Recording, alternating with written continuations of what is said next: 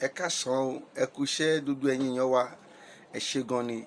Ẹ jọ̀ọ́ gbogbo ibikíbi tẹ́ ẹ bá ti ń wo fídíò yìí, mo fẹ́ kẹ́ ẹ fi fídíò yìí ṣọwọ́ kiri sí gbogbo àgbáyé pátá. Kí fídíò yìí kó dé ọ̀dọ̀ àwọn tó jẹ́ kó dé gangan. Ẹ fi fídíò ṣọwọ́. Ẹ mọ̀ pé òdú ni mímí kì í ṣàìmọ̀ fólóko. Mi ì dẹ̀ ń wá ta kí n wá sọ ohun tí Ọlọ́run rán mi. So therefore, gbogbo fídíò wa tẹ́ ẹ bá ti rí, ẹ jọ̀ọ́ ẹ bá wa share ẹ̀ kí ó lè dé ibi tó jẹ́ kó dé. Ó ń dé ọ̀dọ̀ wọn, wọ́n ń pè wá. Tí wọn ò bá máa pè wá, wá náà ò ní máa ṣe. Ó ń dé ọ̀dọ̀ gbogbo wọn. Wọ́n mẹ́sẹ̀jì wa, wọ́n sọ gbogbo nǹkan tó fẹ́ sọ. Sọ ọ̀pọ̀lọpọ̀ ló ń pè wá pé kíní kan kò sí ìtókàn wa jọ. À ń jẹ́ kó yé wọn wípé ohun tí à ń sọ lọ́wọ́lọ́wọ́ yìí Ọlọ́run ló rán wa, kì í ṣe ènìyàn. Bó bá jẹ́ ènìyàn ni àwa náà máa gba owó. A nílò owó lọ́wọ́ ẹnikẹ́ni. Mi ò nílò nǹkan kan lọ́wọ́ ẹnikẹ́ni. Ṣùgbọ́n Ọlọ́run ló rán wa níṣẹ́ làwa ṣe ń sọ jáde. Ẹ jọ̀ọ́ ẹ bá wa share fídíò yìí sí gbogbo ibikíbi tó jẹ́ kó dé pátá tó bá ti ń lọ. Ojú òní ti wà. Mo fa àkókò yìí kí bàbá Koiki ẹ ṣé gan ni lẹ́ẹ̀kan sí ẹ káàsán. Gbogbo ọmọ Yorùbá pátá nílé lóko, mo fi àkókò yìí kí tó fà àkókò yìí kí bàbá Koiki lẹ́ẹ̀kan sí ẹ ṣé gan ni. Bàbá mi Ìgbòho ẹ ṣé, mo dúpẹ́ lọ́wọ́ yín o. Ojú òní tí yẹn ò ní jábọ́, ẹ ò ní ṣubú lágbára Ọlọ́run. Ipò tọ́lọ́run gbé yín sí lónìí lórúkọ Jésù, ojú òní tì yín. Gbogbo ìgbà làwa máa gbàdúrà fún yín. Ẹ ṣé gan ni. A dúpẹ́ lọ́wọ́ gbogbo àwọn sọ̀rọ̀sọ̀rọ̀ tí wọ́n jẹ́ kí ọ̀rọ̀ Yorùbá nation yìí kó go viral. Ẹ ṣé gan ni. Èmi ń dúpẹ́ lọ́wọ́ yín o ní gbogbo ìgbà. Tẹ́ bá wo fídíò mi, ẹ gbọ́dọ̀ rí pé mò ń dúpẹ́ lọ́wọ́ yín nítorí pé oore ńlá lẹ ṣe Yorùbá, oore ńlá lẹ ṣe wá. Mo dúpẹ́ lọ́wọ́ gbogbo àwọn tí wọ́n ti pinnu lọ́kàn wọn láti dìde lórí ọ̀rọ̀ Yorùbá nation pé there is no going back. Ẹ ṣé gan ni. Mo dúpẹ́ ojú òní tì yín. Ẹ ṣé gan ni. Bí ò bá ti nídìí o, obìnrin kì í jẹ́ Kúnmọ́lú. Ọ̀rọ̀ fídíò kan lánàá nípa ọ̀gbẹ́ni OPC tí a fi ọ̀rọ̀ wá lẹ́nu wò nípa ọ̀rọ̀ wákìlì tí wọ́n mú ní ìlú Ìbàràpá lọ́hùn ni mo wo fídíò rẹ̀. Mo wá wo dáadáa, mo wo ohun tó sọ, mo wo dé koríta kan, ó pariwo, ó ní irú ìlú wo la wà yìí gan? Irú ìlú wo ni Nàìjíríà?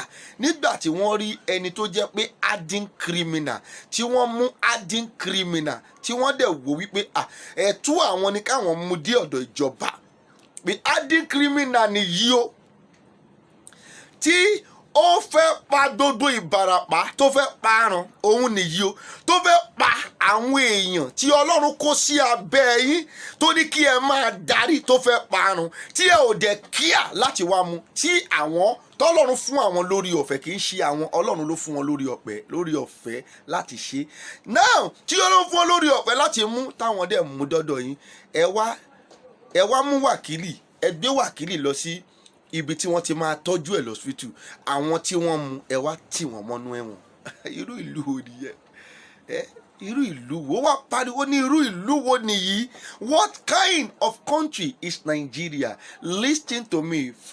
Everyone that is hearing this voice, Nigeria that we are today kò lè dá mọ́ láyé àti láéláé. Kò sí bó ṣe fẹ́ ṣe. Béèyàn kan bá jáde lénìí tó bá tún sọ pé òun fẹ́ tún ṣe, irọ́ ló pa. Ẹ jẹ́ kí gbogbo wa ṣe kí ni, ká máa lọ lọ́nà tiwa. Nàìjíríà ò lè dáa. Ohun tó Olúwa ṣàfihàn wá làwa ń sọ yìí. A ò ṣe pé ohun tó Olúwa fi wọ̀n wá ni. Béèyàn kan bá dìde láàárọ̀ ọ̀la tó lòun fẹ́ wá tún Nàìjíríà ṣe, irọ́ ló pa. The only thing náà ni wípé tó lè fi wà okay, tí a lè fi wà okay, tó ní kálukú máa fi wà okay on his own. Ó ní pé kí Nàìjíríà kò pín. Bí mo ti ń sọ yìí, àwọn ìránṣẹ́ Ọlọ́run tí mo máa ń padà ń dárúkọ wọn lójoojúmọ́ náà mọ̀, ṣùgbọ́n wọ́n fa ìṣerere wọn sí ẹ̀yìn, wọ́n fa òtítọ́ wọn, wọ́n fà á sẹ́yìn. Òtítọ́ ti jìnnà sí wọn, yẹn ló ń jẹ́ kémi máa bá wọn fa wàhálà lójoojúmọ́. Kì í ṣe yẹn nìkan, ṣùgbọ́n kọ́ máa wòran. Mo ṣì ń bọ̀ náà, mi ò tí ì dé lórí ọ̀rọ̀ wọn, ṣùgbọ́n mo fẹ́ sọ nǹkan nípa ohun tí ọ̀gbẹ́ni yìí sọ.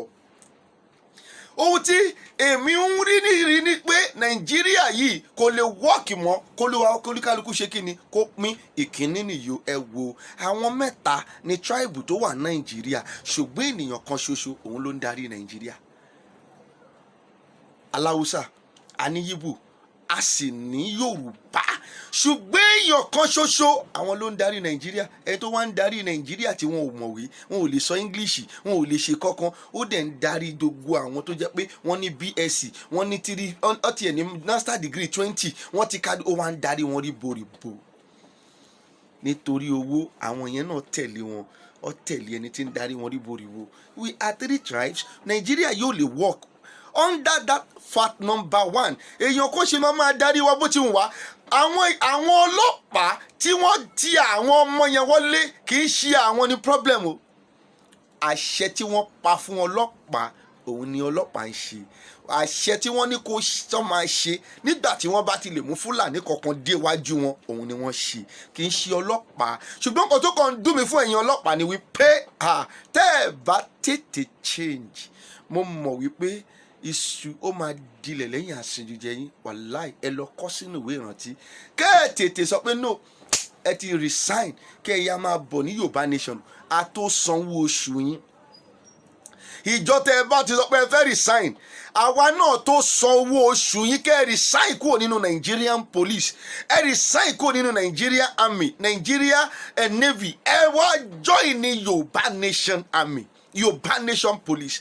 Then ẹ wá rí pé a tó sanwó yín, kó lè kálukú lọ lọ́nà tiẹ̀. Nàìjíríà ò lè wọ́ọ̀kì mọ́ láyéláyé. Number 1 nìyẹn. Torí pé kí ni èèyàn mẹ́ta ò lè wà kó jẹ́ pé èèyàn kan ló máa rúùlù wọn, kò possible. Èèyàn mẹ́ta, tribe mẹ́ta ò lè wà kó jẹ́ pé èèyàn kan ló máa rúùlù wọn. Nàìjíríà ẹlẹ́ẹ̀kejì nìyó, ìlú tó jẹ́ wípé lójoojúmọ́ ni nǹkan wọn sí, gbogbo nǹkan ló wọ́n.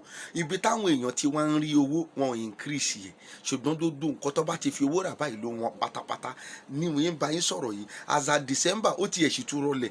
January ohun tá a rà ní December ní 20 naira ó ti di 60 naira. Now kí ló dé? Ṣẹlẹ̀ pé ìlú yìí lè ṣiṣẹ́ láti 1960 dé láti ń tì bọ̀ bẹ́ẹ̀ o. Bó ṣe rí náà nìyẹn o, títí bá yín sọ yìí kò dá fún ọjọ́ kan rí, ojoojúmọ́ ló ń bàjẹ́ sí. Ẹ dẹ̀ sọ pé ó máa ṣiṣẹ́, báwo ló ṣe máa ṣiṣẹ́? Nàìjíríà ò lè work mọ́, it can never work again.